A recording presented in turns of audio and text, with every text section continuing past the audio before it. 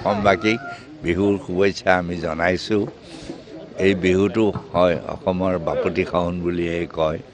এই বিহুত আমি সকলোৱে মাঘৰ বিহুটো ভোগালী বিহু, যিহেতু খেতি বাতিৰ পিছত এই বিহুটো অসমীয়াই সকলো ধৰণৰ বিশেষকৈ আনন্দ কৰে। আৰু সকলো খোৱা দোৱা, যিহেতু উভয় নদী হয়, মাছেই হওক মাংসই হওক পিঠা পনা সকলো ধৰণৰ হৈ মানুহ উত্তাৱল হৈ থাকে। কিন্তু আমি মোৰ জীৱনত আজি প্ৰায় এতিয়া 65 বছৰ 85 হ'ব।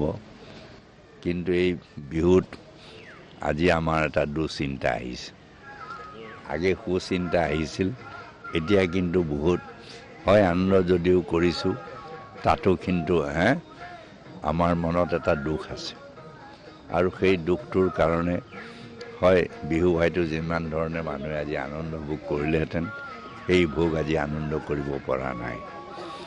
আৰু ফলত আজি মানুহৰ মনত এটা দুশ্চিন্তা আহিছে আৰু মানুহে এটা আকাংক্ষা ভয় কৰিছে যে আমাৰ এই যিবোৰ কলা কৃষ্টি, এই বিহুৱেই যেনিবা এইবিলাক যে বিনিষ্ট হ'ব, এই আকাংক্ষা আজি হৈছে, যাৰ ফলত গোটেই অসমখন আজি আন্দোলনমুখী হৈছে। আজি আমি মেজি পুৰিছোঁ হয়, কিন্তু অসমত দেখিছোঁ আজি কিছুদিনৰ পৰাই দিনে দিনে এনেধৰণে জুই ধলি মেজি জ্বলাই থকাই দেখিছোঁ। গোটেই অন্তৰত জুই জ্বলিছিল। এই মেজি আছিল যে আমাৰ অন্যায় অবিচাৰ শেষ কৰি আমাৰ যাতে ভালকৈ খেতি কৰিব পাৰোঁ। ইয়াত কিন্তু এই মেজিৰ পিছত, এই মাঘ বিহুৰ পিছত আমাৰ আকৌ আকাংক্ষা কি ভয় আগতকৈ বাঢ়িছে। অসমৰ যিহেতু সকলোৱে জানে যে কি কাৰণে বাঢ়িছে, যিহেতু আমাৰ যিটো নাগৰিক সংশোধনী বিল আৰু ইয়াৰ লগতে যিবিলাক কাম তেওঁলোকে কৰিছে 6 জনগোষ্ঠীৰ যেনিবা, তাতো এটা সংঘাত সৃষ্টি কৰিছে। অসমত হিন্দু মুছলমানৰ মাজত এটা সংঘাত সৃষ্টি কৰিবলৈ বিচাৰিছে।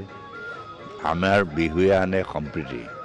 আমাৰ অসমৰ কলা কৃষ্টি হৈছে সম্প্ৰীতিৰ, সদ্ভাৱ, ভাতৃত্বৰ। কিন্তু আজি আমি কি তাৰ বিপৰীতটো আমি দেখিবলৈ পাইছোঁ। সেয়েহে আজি আমি ভাবিছোঁ এই সময়ত ইয়ালৈ আহি আমি সকলোৱে আমি যাতে মেজিৰ ওচৰত আমি প্ৰাৰ্থনা কৰোঁ, এটা যাতে এই চৰকাৰখনক যাতে সুমতি দিয়ে, এওঁলোকে যাতে অসমৰ স্বাৰ্থৰ কাৰণে কাম কৰে, এওঁলোকে যাতে যি আশ্বাস দিছিল জাতি মাটি ভেটি ৰক্ষা কৰিবৰ কাৰণে, তাক যাতে ৰক্ষা কৰে।